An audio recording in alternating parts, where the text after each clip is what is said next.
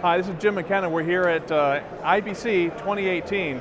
This is Facilis Technology, and we're showing some things, 7.1 version of our software with our web and admin console. It's a whole revolutionary new way to manage our storage system.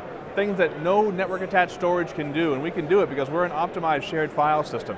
And we differentiate ourselves from NAS in so many ways. Lower complexity, higher performance, ease of use, and just more control in general for the administrators.